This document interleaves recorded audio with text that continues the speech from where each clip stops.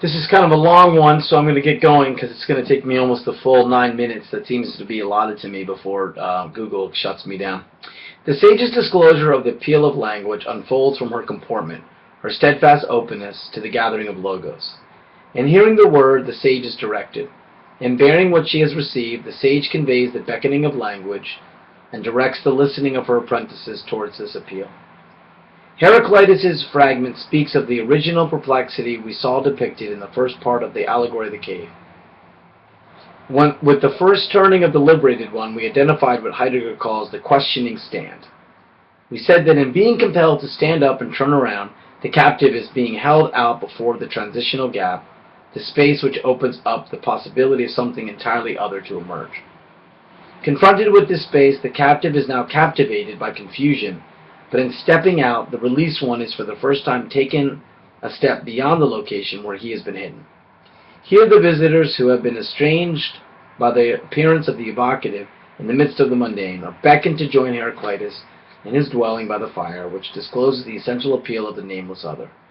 Like the cave dweller, the strangers make the crossing the movement beyond the immediate to the openness of the open region, where they are returned to their project. In being turned around and drawn beyond the security certainty of their bearing, the visitors, like the prisoners, are released to the freedom of the questioning stand, the standing beyond, outside the habitual habituation, the familiar way they have traveled. They enter into existence rooted in the truth as freedom, exposed to the disclosedness of beings as such. The sage's disclosure, her conveyance of language's appeal through evocative speech, identifies her poetic dwelling as the bearing of a message.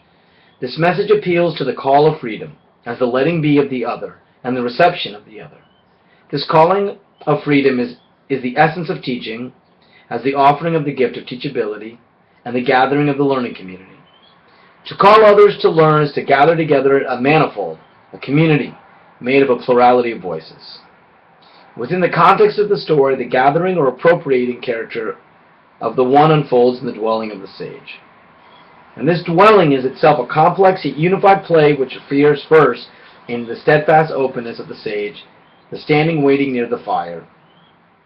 Heraclitus would have us focus on his bearing as a pointing, that is, as mediated by the fire that locates him.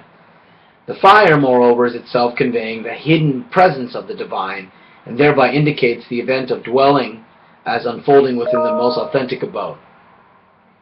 The crossing over into the dwelling with the sage is the recollection of a community, and this recollection marks the remembering of the originary appeal of language as conveying the hidden presence of the gods, the ineffable divine that offers teachability, or the condition of the possibility of creating.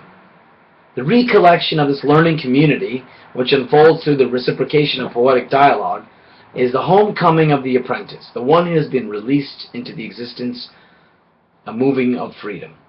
This homecoming is the arrival of the poetic sojourner, who has responded to the invocative invitation, heard the beckoning of the sage, and in doing so has accepted the message of the gods, the divine. This recollection is thus a return of remembering the community of learning as the overcoming of homelessness. Above, we describe this process as the sage disrupting and intervening in the habitual judging of Homo juridicus. Here we have received a nuanced understanding of the wandering as the dwelling of learning that unfolds in the gathering of the many in the open region of hearing. To wander as a learner is to dwell with the sage.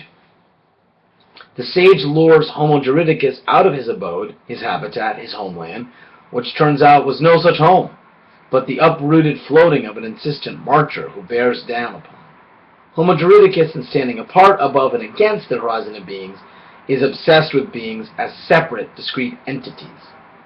And it is precisely this condition that Heidegger calls, quote, a homelessness, in which not only man, but the essence of man stumbles aimlessly about.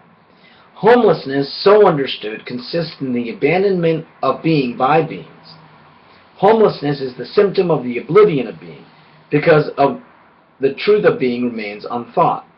The oblivion of being makes itself known indirectly through the fact that man always observes and handles only beings.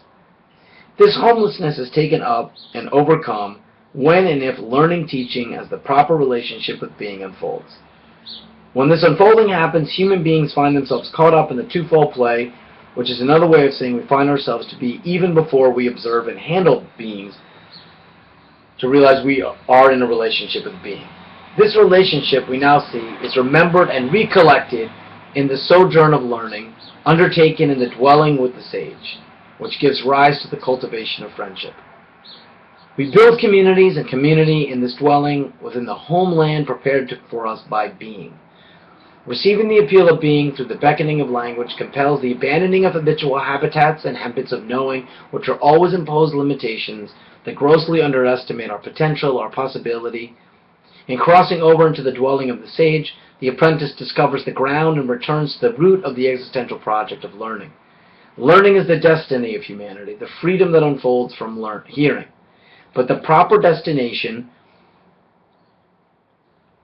of this destiny is the abode completed in the meeting of nature, mortal, and divine. This abode, then, is the manifestation of the relation of being and learning, the destiny of humanity, and the existent standing of freedom, the steadfast openness, giving rise to the manifold, the plurality cultivated in authentic hearing.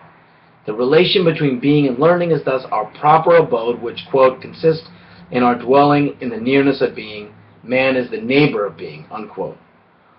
Learning begins with the letting go, with the releasement into the abode where the poetic dwelling of the sage unfolds. This letting go is the return of authentic hearing, the releasement of the juridical voice.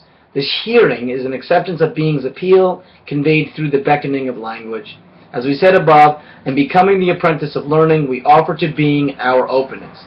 But this offering is now named hearing. Hearing then becomes the essence of freedom. Hearing is the essence of letting be, of the repose, the dignified calm, where one is reposed and estranged by the appeal of the evocative, which is conveyed in the alterity of the other. The hearing of this alterity allows for the unfolding of the many as a relational event. The plurality appears as a unified field where difference persists within the gap that preserves the condition of hearing by providing the space of exchange. And this profound gap, metaxy, identifies the truth of concealment as the not yet, the preserve of possibility, the unbroken ground that lies fallow. Learning is the cultivation of this fallow ground, the recollection of the plurality of the community, the unity of the many. The learning congregation is formed in crossing over into the dwelling with the sage. I like this meditation because,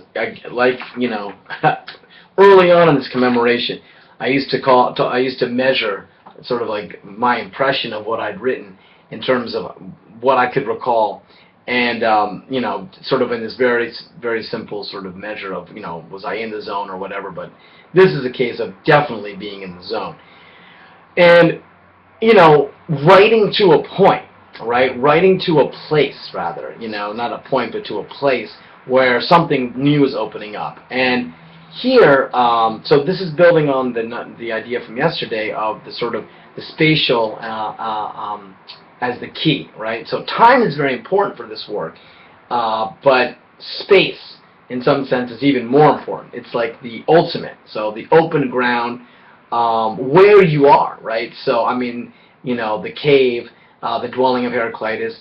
And one thing that's really becoming fascinating to me as I reread this is that for many years now I've been focusing on time, but in rereading Being and Learning, I'm realizing that what's most significant, and this is becoming clear in these meditations, is space. That I actually, and in a philosophical sense, and metaphysical sense, if you will, or phenomenological sense, better put, space is most important.